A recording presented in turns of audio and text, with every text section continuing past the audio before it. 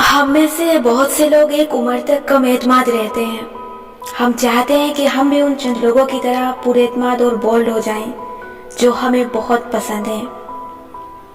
Internet पे कितना material मौजूद है, कितनी वीडियोस हैं कि खुद को बाएतमाद बनाएं, लेकिन हम ना उनको देखते हैं ना उन पे अमल कर पाते हैं।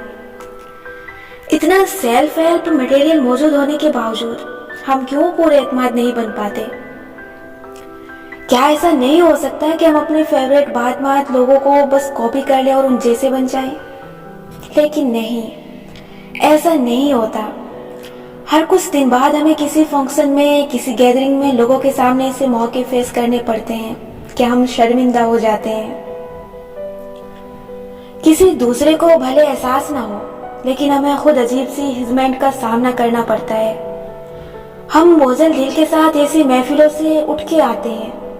हमारे फेवरेट लोग हमसे एतमाद से चंद सवाल पूछते हैं और हम गड़बड़ा के कुछ कह नहीं पाते, और बाद में सारे जवाब याद आते हैं और ये गुस्सा और बेबसी जान नहीं छोड़ती कि उस वक्त क्यों कुछ नहीं कहा।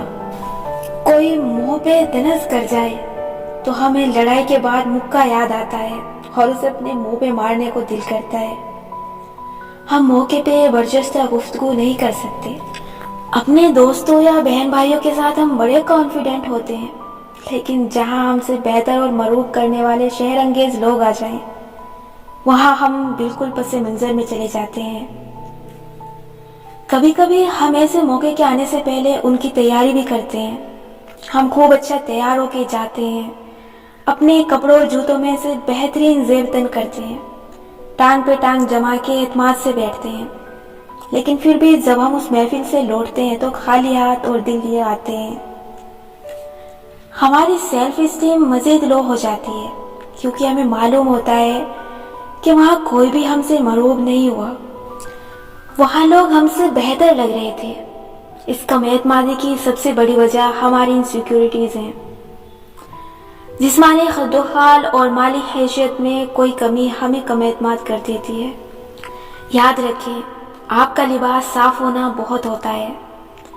लिबास और जूते आपको अच्छा जरूर दिखाते हैं, लेकिन लिबास का साफ और इस्त्री होना काफी होता है। जूते का कंफर्टेबल होना जरूरी होता है, महंगा होना नहीं। कोई भी कपड़े जूते देख के इम्प्रेसिव नहीं होता। जो होता है वो जरा देर के लिए होता है। आप अगर लोगों से जाहिरी हैसियत में मुकाबला और मुआवजा करने लगेंगे तो थक जाएंगे।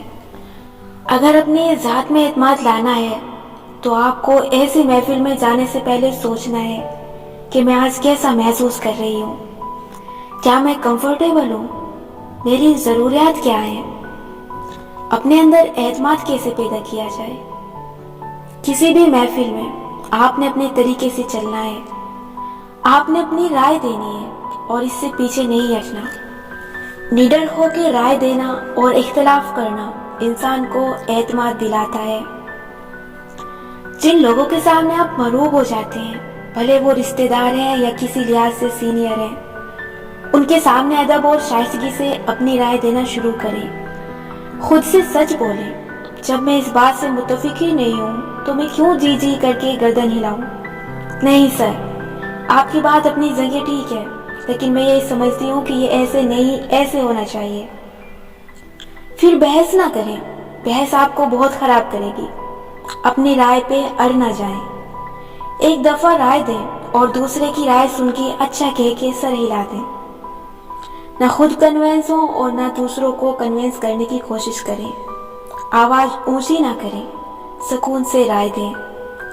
और अगर लगे कि आपकी राय गलत है और दूसरों की दुरुस्त, तो उसे मान लें। और कैसे एतमाद पैदा किया जाए, माजी के उस वाक़े को याद करें जब आपने किसी दिन खुद को बहुत पूरा एतमाद किया हो। किन लोगों के साथ आपका एतमाद बहाल होता है और किन लोगों के साथ ये कम होता है, सुकून से बैठ के अकेले में जायजा लें। खौफ आपका एतमाद कम करता है या मोहब्बत? और आखिर में एक बात, एतमाद बेखौफ होने से आता है। जब आप ज्यादा लोगों से मिलते जुलते हैं तो आहिस्ता आहिस्ता आपका लोगों को खोने का खौफ निकल जाता है।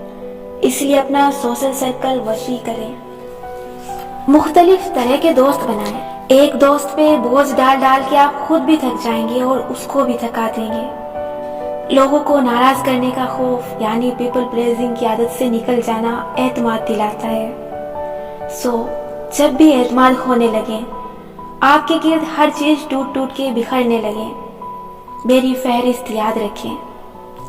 جسم کو حرکت میں لائیں تاکہ جذبات حرکت میں آئیں، جذبات کو حرکت میں لائیں تاکہ ذہن حرکت میں آئے، ذہن حرکت میں لائیں تاکہ موڈ حرکت میں آئے۔